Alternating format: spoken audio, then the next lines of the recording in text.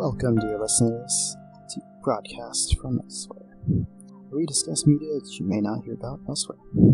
I'm your host, Enigma.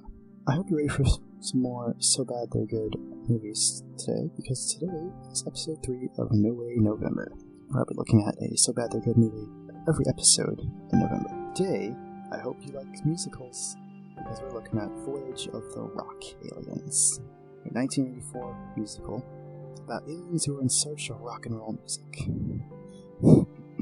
It is so 80s it hurts, but in the best way possible. And is also very campy. But again, that's why we love these kind of movies, you know? So, but before we get into the meaty plot bits, you know, I wanted to divulge a little bit of information to you guys. Because this cast and crew of this movie surprised me quite a bit. I didn't really recognize them right away or anything like that, don't get me wrong. So it's not like I looked at them and immediately was like, I know you, or anything like that. No, this came after watching the movie, when I went online and did some Googling. Mostly Wikipedia, but you know, hey, it's a valid source. Don't fight me, you know. Anyways, I went online to Google around a bit and find some stuff, because I wanted to know more about this musical, because, like, I wanted to know, is it an original musical, you know, or did it come from another play of some kind, or something like that. It is original, by the way, if you're curious, so it is not adapted from any kind of stage play or anything like that. This is a 100% original production. But I did want to touch on some of the members of the cast, and a couple members, and this one member of the crew as well. So, starting off, because I love voice acting, I wanted to touch on the voice actor who provides the voice for 1359, which is the robot assistant to the titular rock aliens. His name is Peter Cullen, and that name might not ring any bells right away, but I'll tell you what will ring some bells, is if you've ever watched the Transformers cartoon, the original one from the 80s, or if you've watched any of the Michael Bay movies, you would definitely know Peter Cullen, because he's the voice of Optimus Prime, you know, the leader of the Autobots. So, that, to me, badass. Not only that, he's also the voice of Eeyore in pretty much any of the Winnie the Pooh cartoons and movies. And if you've ever seen Chip 'n Dale Rescue Rangers, he's also Monterey Jack in that. So, you probably have heard him somewhere. Most likely. And there's many other roles as well, but those are the three most notable that I figured people would recognize the best. Moving on, if you are a fan of drama TV, teen dramas and whatnot, if you've ever seen the TV series One Tree Hill, you may recognize the actor for Frankie, who is played by Craig Sheffer, if I'm pronouncing that correctly. He is Keith Scott on One Tree Hill. He's played a few other things, but I'm not really familiar with them. I'm personally not really familiar with One Tree Hill either, but I know it's a popular show. I always see it mentioned when people bring up teen dramas, so I figured someone might recognize him. Apparently he's somebody's uncle. I don't, like I said, never seen the series, but I did want to bring that up.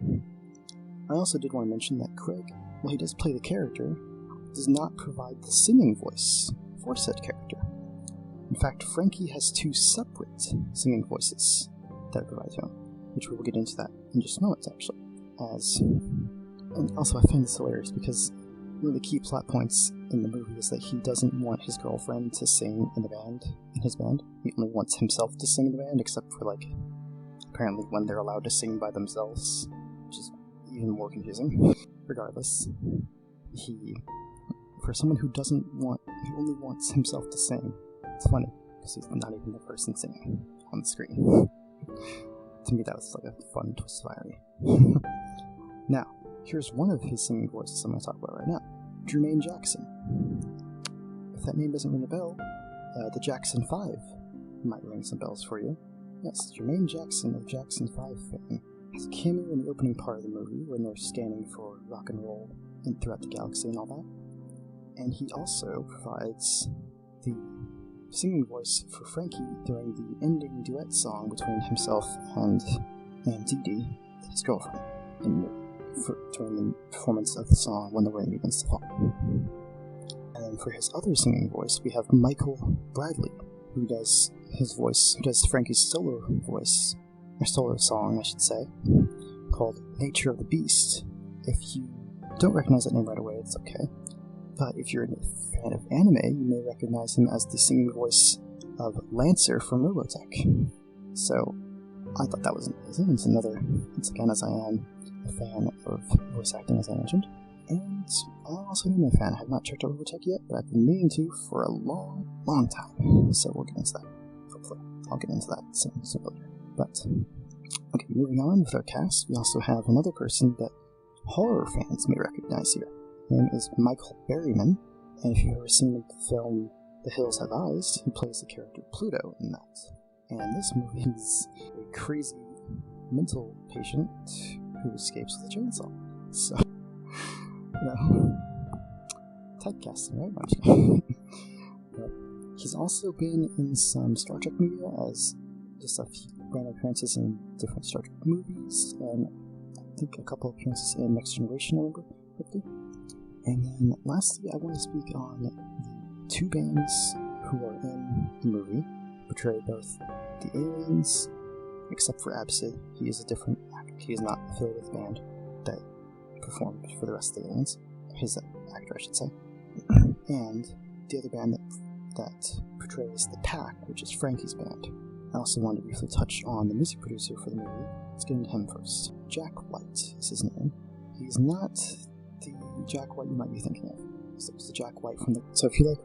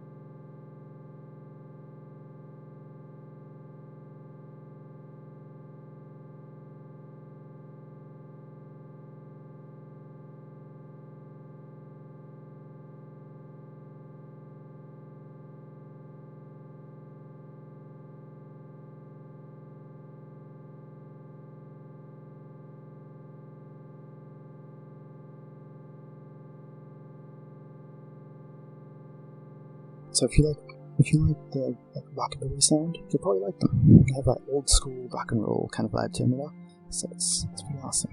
And lastly, portraying the aliens, aside from Absid, as I mentioned earlier, as Absid was played by a completely separate person from the band, so he has no affiliation with the band whatsoever, but the rest of the members, the other 4 members, were from a band known as Rema. It may be also pronounced Rema. I did not see a pronunciation for it, but it's R-H-E-M-A, all capitals.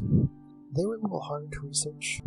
There's no Wikipedia page about them, there's no IMDb thing, anything like that I could find.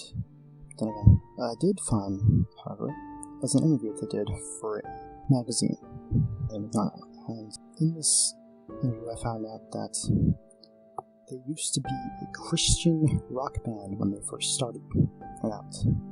But in 1979, they decided to go secular, meaning they decided to stop doing evangelical music and just moving on to doing just plain kind of rock, pop stuff, But it's a techno pop rock, and to be more specific. But they did unfortunately break up not too long after this movie came out, because unfortunately this movie did bomb, which I can't say I'm too surprised.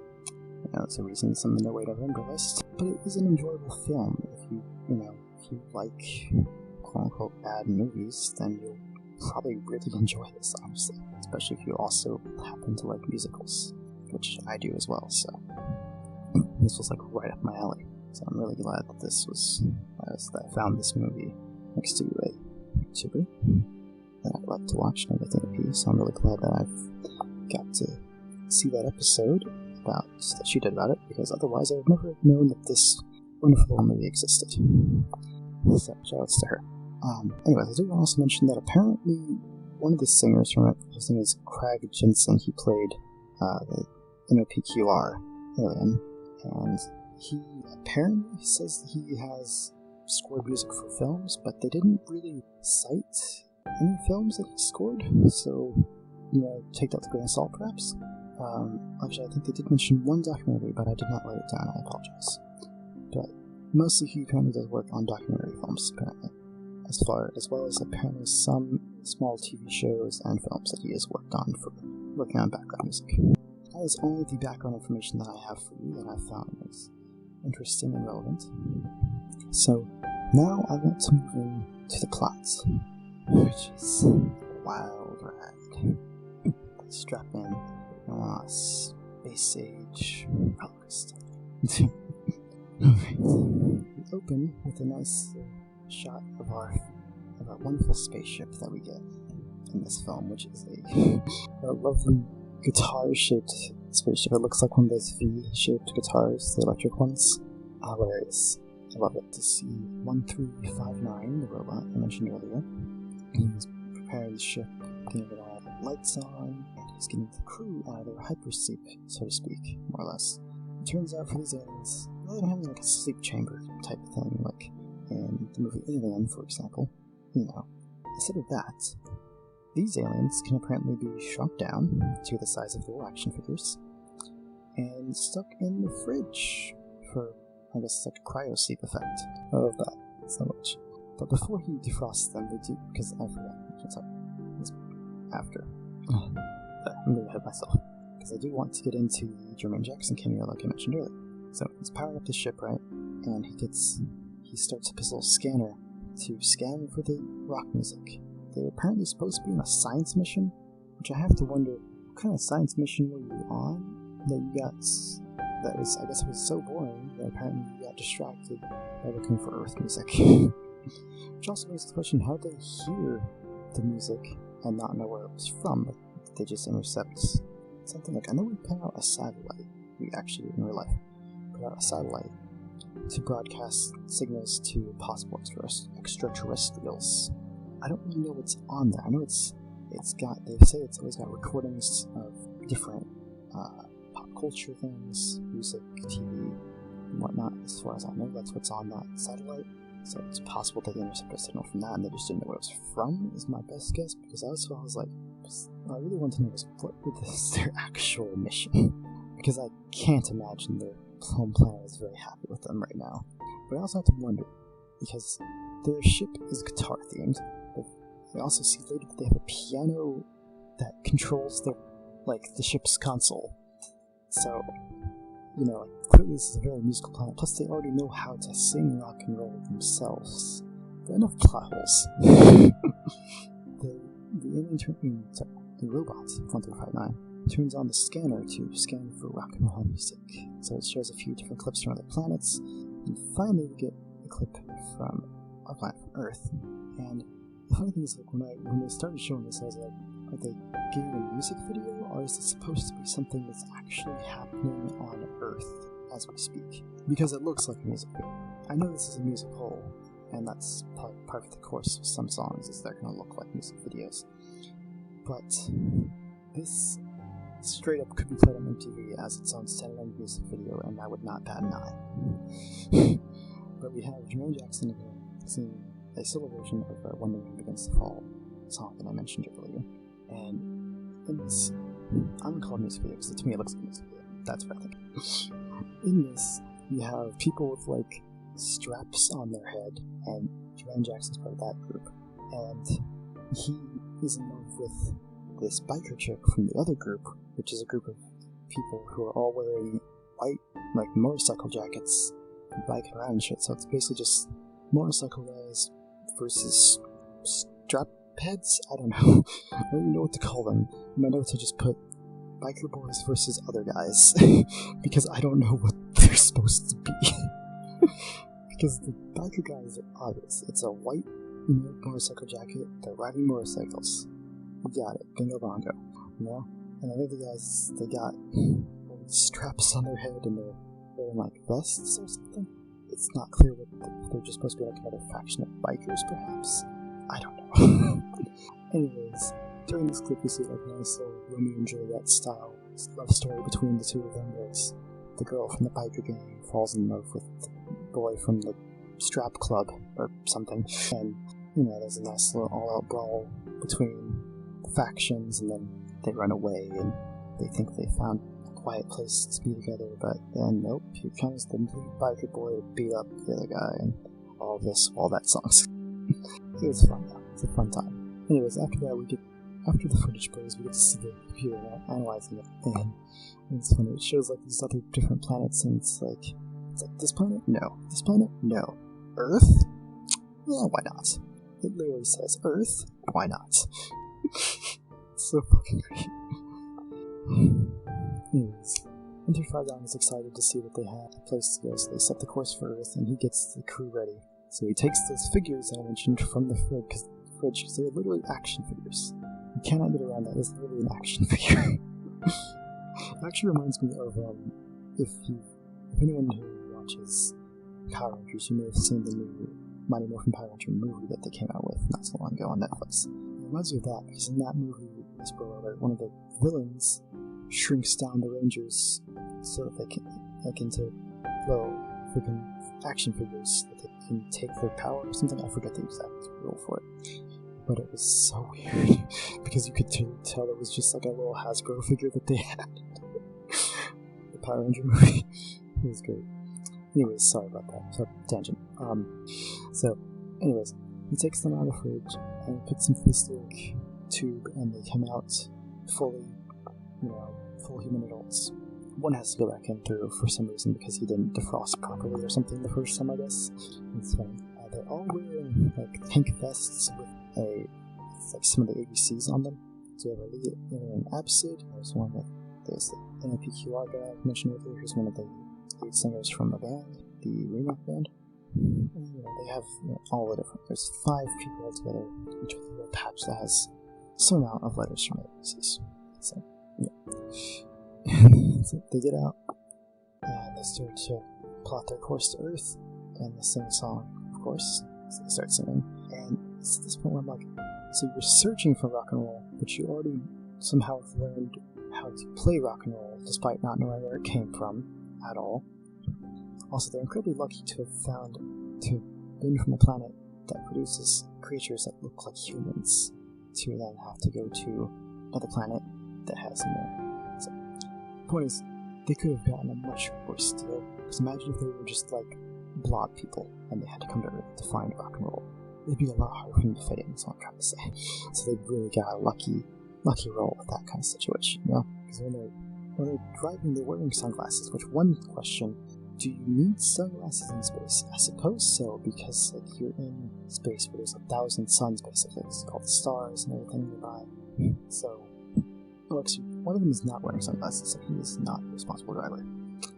But the other ones are all wearing sunglasses, it seems like, except for one guy. And most of them are wearing ones like Geordi from Star Trek. That was the only thing I could think of, because they wear like the little visor glasses like Geordi wears. Except for one guy who has like these little John Lennon glasses going on with circles, Anyways, like I said earlier, there's a keyboard in the ship's cockpit, which appears to be how they are flying the ship. So that's once they start flying towards Earth. So then we get to go to see Earth, and we're at Lake Erie, which apparently has become so polluted that you literally cannot do anything at the lake. In fact, it is so bad that a man puts his surfboard out in the water to check, I guess, if it's safe to surf, despite there being a sign that says no surfing. I think it says no surfing, no swimming, no fishing, no anything, or something like that. Anyways, he puts the surfboard out, and it starts to corrode and melt and dissolve in the water. So I'm just, what have you guys done to Lake Erie? How did it get this bad? Serious. Not long after that, we get to see our leading lady here, Dee Dee. She sings a song with the band. It's a little love song kind of deal, with some very questionable choreography, as there's a nice part where she's walking through some people swinging on the beach, which, also, do they have swings at the beach? I don't remember that being a thing. Also, it says Lake Erie, but they're at a beach.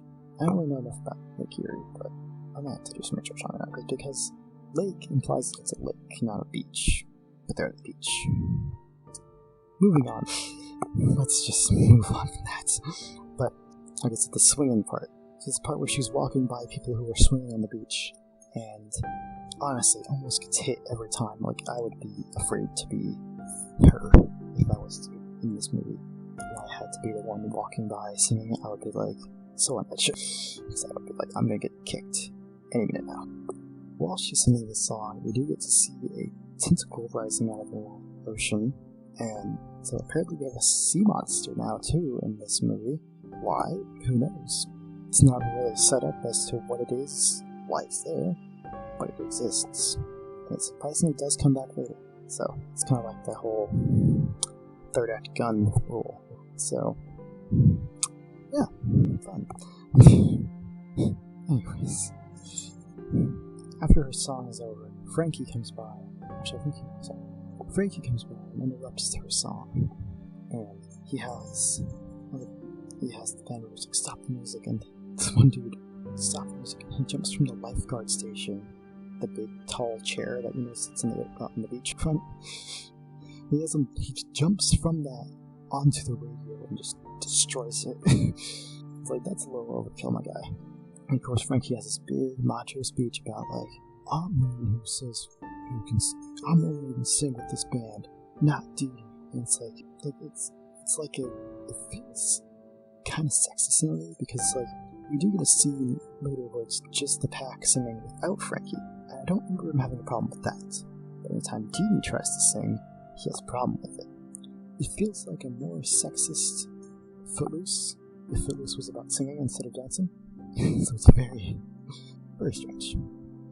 Then after that, we get to see the aliens have gotten close enough to Earth now where they can send down their teleporter, which in this movie is a phone booth. Very Doctor Who of them. So they send down, or better yet, they'll entitle them, but they send down the telephone booth to Earth, and it will act as their way to transport between Earth and the ship so that they don't have to land the ship on Earth's surface. It's understandable, because apparently if you go anywhere into the ocean, you're going to melt. So, probably best they don't land, actually. Probably best they don't stay either. Anyways, so we get to see that land down. We have this crazy sheriff character. She is, honestly, sometimes I wonder how she got hired in some of the scenes here. But she sees them coming down. She sees the phone booth coming down, and she's in hysterics about, oh my goodness, there's something. It's so funny later. And she sees them. Anyways, the aliens land in their telephone booth on Earth, along with 1359. We have 1359 decide to disguise himself because he was going to stick up like a sore thumb. I didn't describe him yet, I realized that now. But he is this giant spherical robot with like a base with wheels. So yeah, he'd probably stick out pretty bad on Earth, I imagine. So this guy decided to disguise him as a fire hydrant. So he just transforms into a fire hydrant. And that's what I had Peter calling on here. It's a transformer role. There we go. It all makes sense now. The truth is out there. Anyways, it's funny though, they're like, oh, this would be more conspicuous, but then they have one of the aliens carrying around a fire hydrant and it's like a little lid lifts up so you he can see out, so there's like little eyeballs under the lid of the fire hydrant. So it's like, oh yeah, very conspicuous, guys. Just a bunch of guys in pink vests carrying around a fire hydrant. Couldn't be more conspicuous, guys. So great. Anyways, they happen upon one of those make-out cliff areas where it's lookout point, make-out points or some shit like that. We have some couples in the cars and whatnot. And now these couples can't see them, of course. But they go, and no, we need disguises too, because we're going to stick out. They zap off the Earthlings' clothes from their bodies onto their own bodies, into the aliens' bodies. So humans are in their cars all naked now and shit. And it's really funny because there's one guy who was making a wish upon a star because his girl wouldn't let him go all the way or something with her in the car. He makes a wish on the star, and at that exact moment, they zap away everyone's clothes. And she thinks it's actually his fault. It was fucking wonderful. They zap on the clothes to themselves, into their own body. It's funny because, of course, there's two girls and two men, so two of the aliens get dresses. I was like, yeah, this'll work. The absence like, yeah, this'll work. And they're like, no, this'll not work. Well, it's funny, in the next scene we do see one of the aliens still wearing his dress. So maybe he liked it a little bit, actually. But he does take it off the next, after that, so, yeah. I think that was a funny little detail, because I like that rock.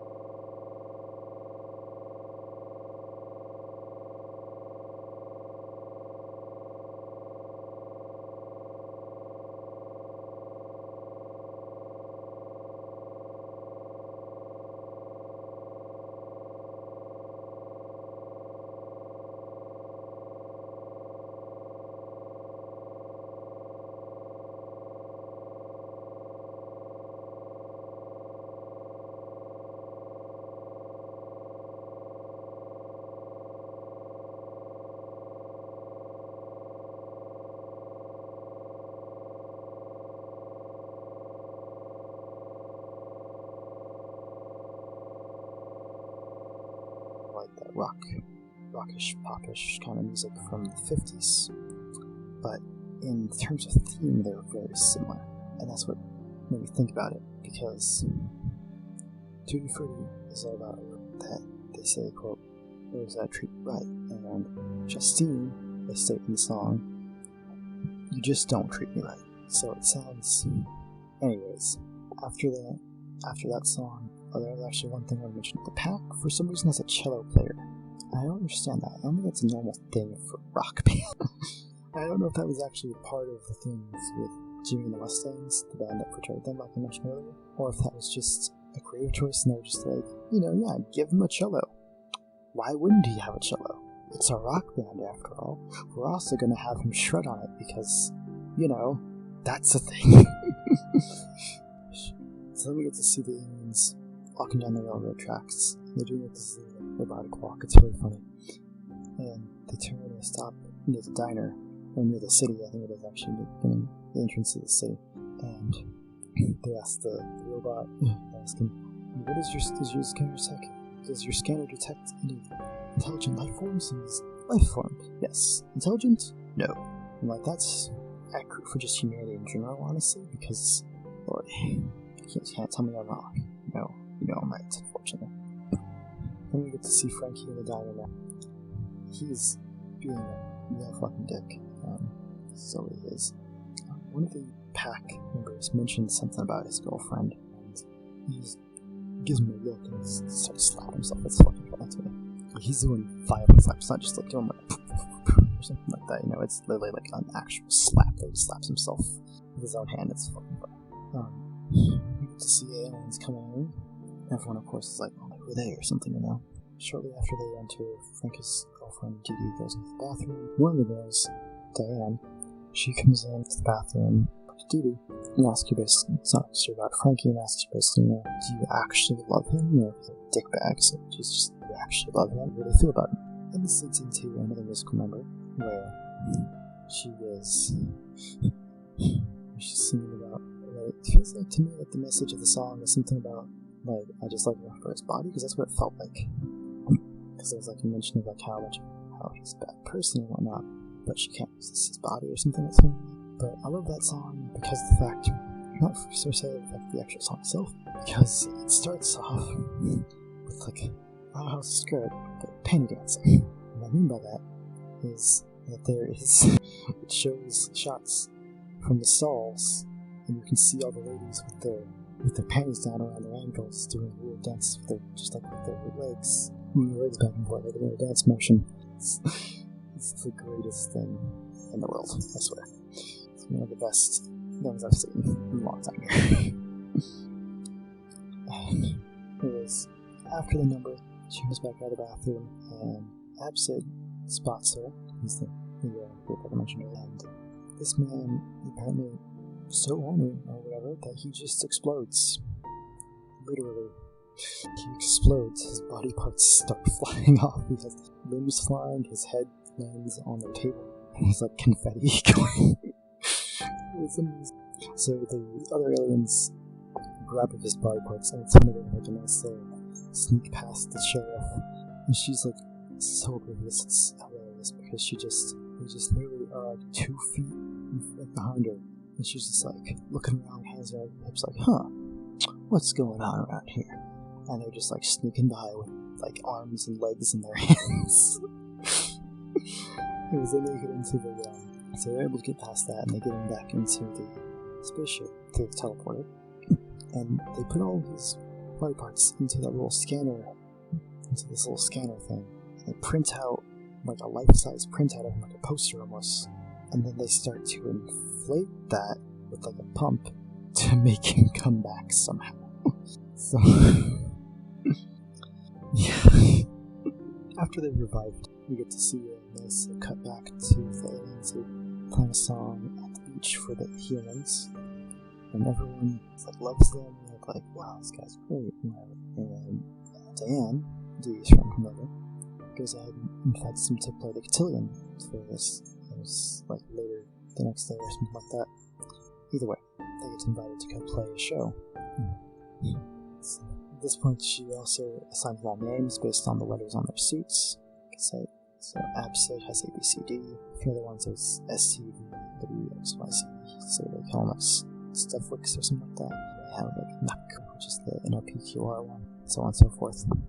And Frankie, of course, is all jealous because he thinks, I guess, again, that he's the only one who's allowed to sing, because once again, this is Footloose, but singing.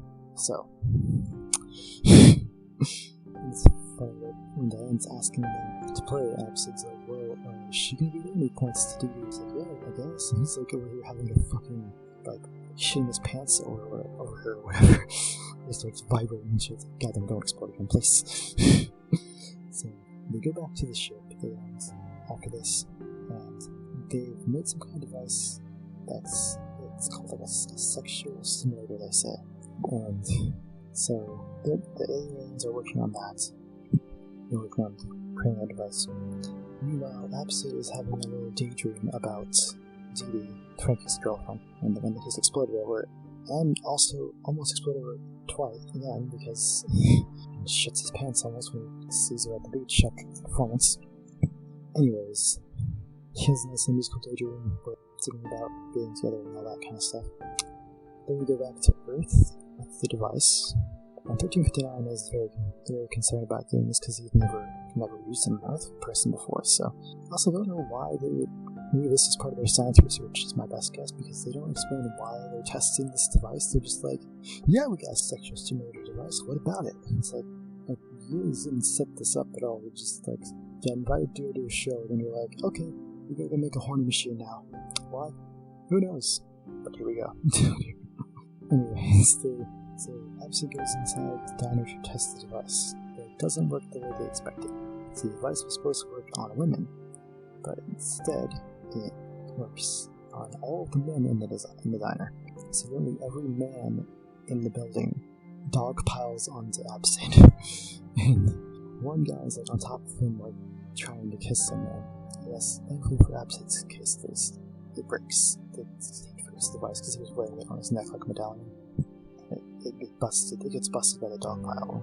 One fun little quote I want to point out here was after they all come back to their senses and stuff, and the device wears off them, one of the guys, I'm pretty sure it's the same guy who's trying to kiss him, says, I understand, I never felt that way about a guy before, but it was interesting. And I'm like, sir, I believe you're in the closet.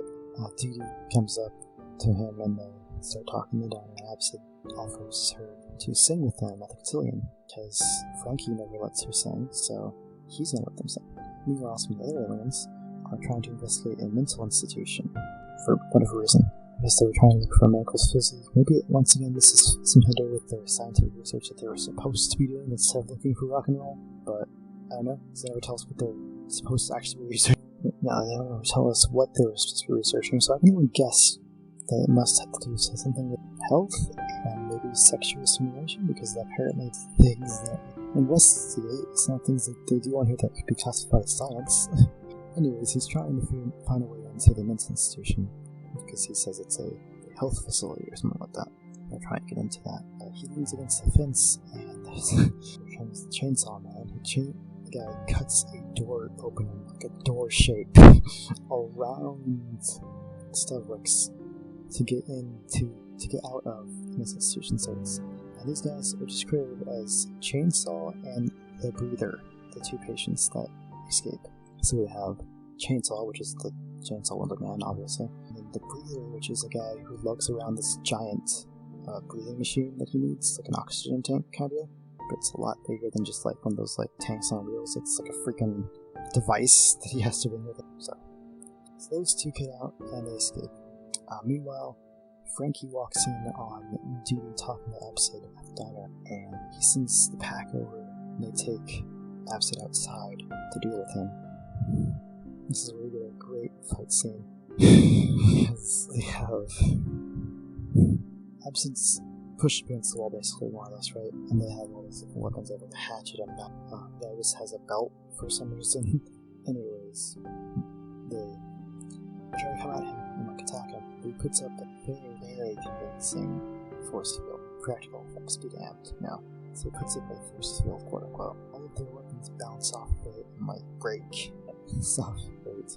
The force field in question, by the way, is literally just a plastic sheet that just placed in front of the actor. And it's funny because I kind of wonder how he takes this shot tip, because you can see, if you look closely, you can see scratches and different marks on the plastic things, so it feels like they probably already used this a few times before this final take, so it kind of makes you wonder. It's fun. Here's another quote. There's so many good quotes from this movie, I swear. It's after all their weapons broken, they're like all confused and stuff, and one is like, does he know karate? Which is like, he didn't move a muscle, so if he knows karate, he must be like a grandmaster or some shit, because how the fuck? And then one says, maybe he's in Scientology or something. Last I checked, Scientology does not grant magical powers. Although then again, Tom Cruise has not aged today, so maybe I'm wrong on that. But they then try to use brass knuckles because, for some reason they think, let's try this on for size. And it's like, bro, you used things that were much worse than brass knuckles and it didn't break. You think that the knuckles would work better. Like, one of you guys literally had a hatchet broke. For some reason, you want to use the brass knuckles. But he punches the force field thing, and he just kind of like, his eyes widen and he starts vibrating. And I'm like, and then he could have, I'm like, I guess he hurt himself. He fell. That's all we know. We get a brief cut back to the mental patients, and they're buying a whole bunch of weaponry, guns and mines and grenades, and they even asked the clerk for a bazooka, but he says it won't be there until like next week or something. The funny thing to me is, they show them these weapons, but they never come up again. Because we need to see them. So for all we know, just buy them for clout or something? I don't know. They don't use them that I saw in the movie. Because, we'll talk about this later, you see them using, you see the Breather with a knife later. Of course, Chainsaw uses a chainsaw. But they never use any of their rifles, or any of the machine guns, the guns, the ones, or the mines, or the grenades that they mentioned. So I have to wonder why. But, anyways, we come away from them, Absid walking to the high school, because apparently these guys are in high school. She kisses him on the lips. He explodes, and I swear, this man is too hot. He literally has steam coming from his collar. It's so hilarious. But the patients remain. They pass by the sheriff's office. She sees them passing by. She sees these guys. Stereotypical like prison fits, like the white and black bars, and pushing a cart full of assault rifles and whatnot, and she just looks out, casually waves to them, and she goes, what a fine example of our right to bear arms. How did this woman get elected? Because sheriffs are elected from correctly. Like, sheriffs don't just get promoted. They get elected peers and stuff, just like how a president or a mayor gets elected. So, who the fuck elected this woman? Please get her out of the office. She's not. And we also see another scene saying that she's telling someone that there's been some murders. I'm guessing due to the mental patients. They never really say, but they do mention that there's murders happening. So we have to assume it's the mental patients, I guess. But she calls and she's like, oh, such and such, and she's like, and the woman in line is like, oh, I'm not a widow. The hell you are? And she hangs up and says, the hell you're not. She hangs up on him and says, wow, so sensitive, such a great sheriff. Again, how did she get elected? I guess this is just pre-election system. Anyways, So Frankie is talking to his band about he wants, so he's going to try to stop them from getting. So he has his band outside of high school so that they can get in. It's not his band. His band is inside, but his rest of his gang or whatever is outside. Won't let them in. Him and his band are planning until you see some cops. A cop getting chased by a chainsaw man. They live in the boiler room and they do like a little dance thing before they fight, like tango almost kind of thing that they do before they actually start fighting. For some reason, Chainsaw uses a bunch of gadgets, kitchen gadgets. He has an egg beater, there's a can that uses electric hammer. It's like, sir, you just bought a bunch of assault rifles and what have you. And you're a chainsaw using kitchen appliances to fight this man. It does not make sense. After that, we get back to the police, reports back to the aliens and tells them, hey, I found you guys a way in. It's not very conventional way in. Birds of a follow them, and they're able to get in through the toilets in the bathroom. So they all rise out of the stalls, except for one who has to come out of the urinal. So they head towards the stage. Frankie and his goons are talking. Basically, all the goons have their backs to the aliens. And Frankie is facing to where you can see the aliens coming in. Frankie is facing where you can see the aliens coming in. So he notices them coming in and he's like, blocked all the entrances. He's like, yeah, there's no. He slaps him. Well, it's beautiful. Gets them all in one fell swoop with his arm. One giant slap across 4 faces or so. He points. It's funny because he doesn't only. There's a slap and he points at Absent and his crew and he's like, look, they got in. He's got on the stage. They're like instruments kind of phase in like Star Trek or something. Before they start playing, breaks up with Frankie, and she tells him where over. And she goes to approach Absent. They zap her and change her clothes. Because why not? So she performs on the dance floor with some other background dancers that Frankie watched, and they're all pissed off, of course. And then we have a nice like Badlands type situation where it's the pack. So the aliens, you notice the pack comes in, they start playing, but they're playing in a way that felt like it does not sound good at all. So I'm kind of like, did you guys get their attention like that? Because the guitar and everything just sounds so off. It's like, no thanks. Anyway, aliens are able to steal back eventually anyways, and they win over the correct aliens, keep on the show while Absent and Dee Dee run off. We also get a brief cut to Chainsaw, who's now chasing Diane. He chases her into, I think, some music room. His chainsaw breaks, and she's like, oh yeah, I can fix it for you. It's like, lady, you just had a chance to escape. Instead, you're gonna help him. What the fuck? Anyways, while she's doing that, the principal comes up to interrupts the songs and tells them we have to cancel the cotillion. There's been a bunch of murders. Everyone's on curfew, something like that. It's just one of the murders because we're not seeing them. You can assume they're happening because there's a bunch of patients with a bunch of weapons that they aren't using. But anyways, then we have Dee Absent which and they start discussing she could join the band and all that stuff. And so Absent decides to finally break the news that his aliens are. It's funny because at first she does not understand because she just says, oh, that's okay. There's a lot of English bands. It's like, he's not a freaking Beatle. He's a freaking space alien. Anyways, she finally realizes that he's not, a legal alien because she offers them, we can get you a green card, no problem. He's a space alien, not a person. That's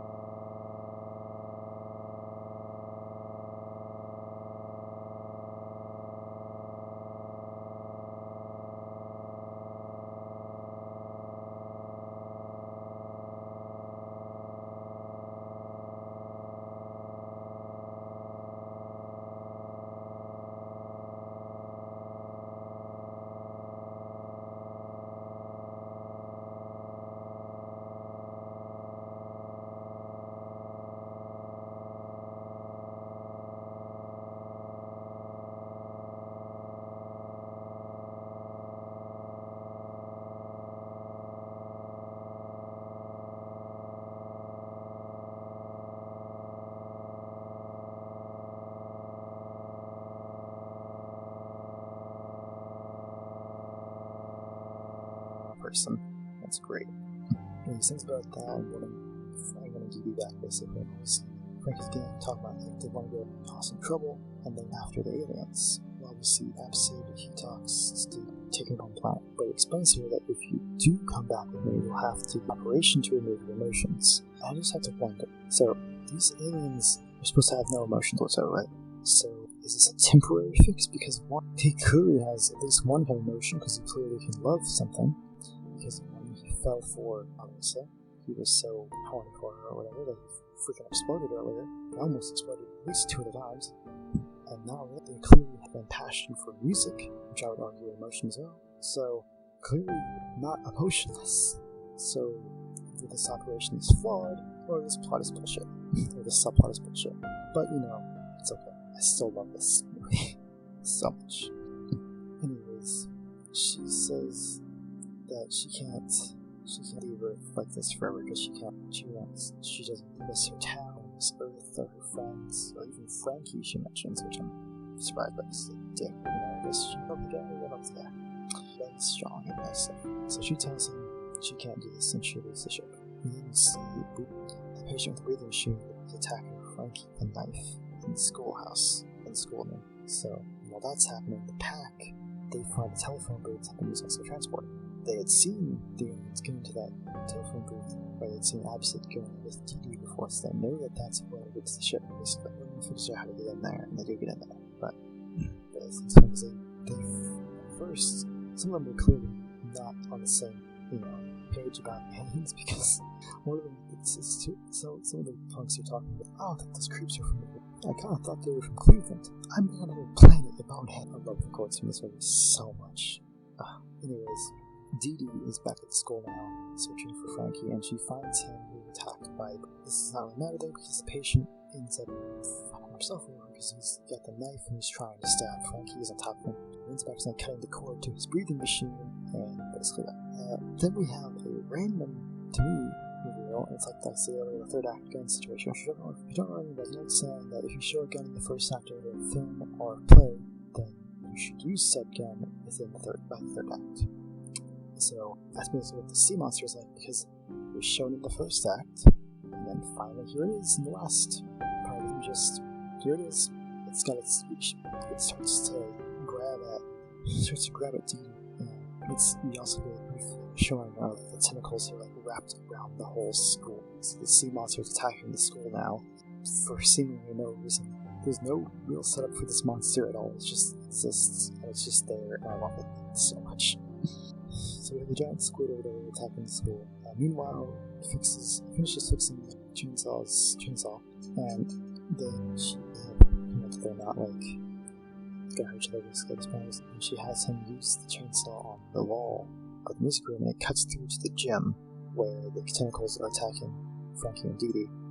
He comes out of the wall and cuts the tentacle off that was attacking them, and Diane lights the freaking chainsaw out to go on a walk with her. So I guess there's a possible relationship here between this mental patient and teenager, which is illegal, but let's not get into that, I suppose.